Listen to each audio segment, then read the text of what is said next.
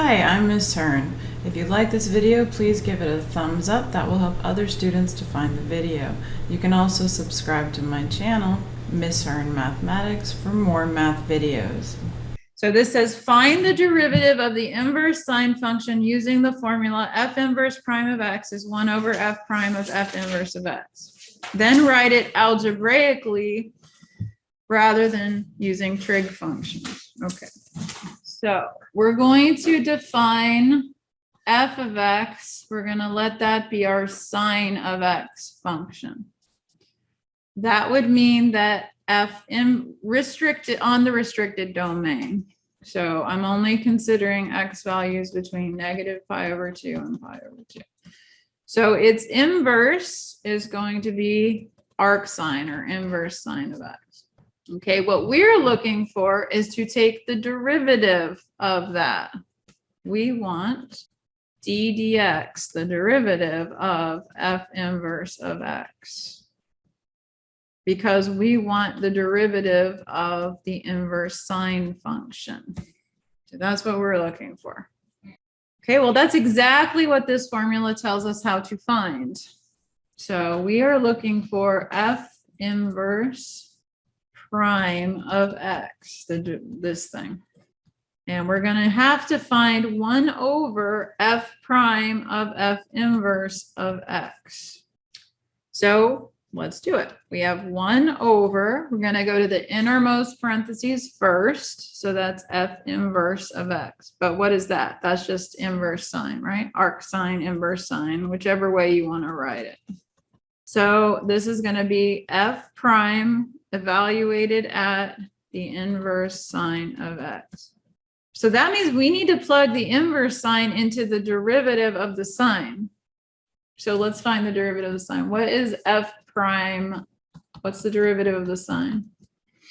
Very good, cosine, that's right. So this is basically telling us to plug that into the cosine. So that's going to be 1 over the cosine of the inverse sine of x, which is a perfectly valid formula, but we were asked to, that is the derivative. We just figured out that the derivative of the inverse sine of x is actually 1 over the cosine of the inverse sine of x. But we don't want it in that form. We want to write it algebraically. So we're going to use that right triangle setup to fix this, to write it in a different way. All right, so I'm looking for an angle theta, so that angle theta is the inverse sine of x. In other words, the sine of theta has to be equal to x. I'm going to think of it as being x over 1. And I'm going to draw my right triangle. If this is my angle theta, then opposite over hypotenuse would be x over 1. And we would be missing the adjacent side. Didn't we just do this a minute ago? What did we get? 1 square root of 1 minus x squared. Okay, so using the Pythagorean theorem here, we get this one is square root of 1 minus x squared. Okay, but we're not looking for theta. We're looking for 1 over the cosine of theta. Cosine is adjacent over hypotenuse. So 1 over, the adjacent side was square root of 1 minus x squared, over the hypotenuse, which is 1.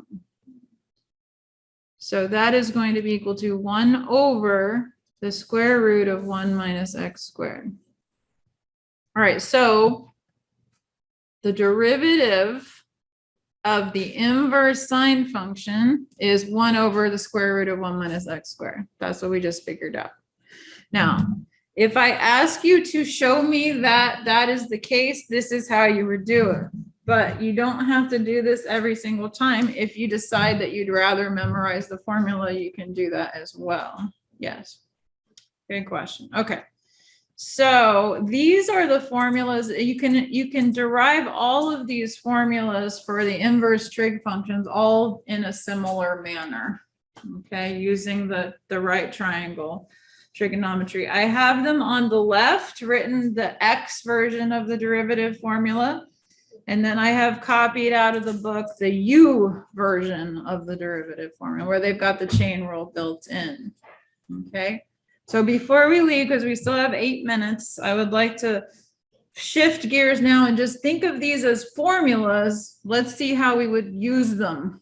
Okay. So if I ask you to find the derivative of an inverse trig function, if you already have this formula, what do you do with it?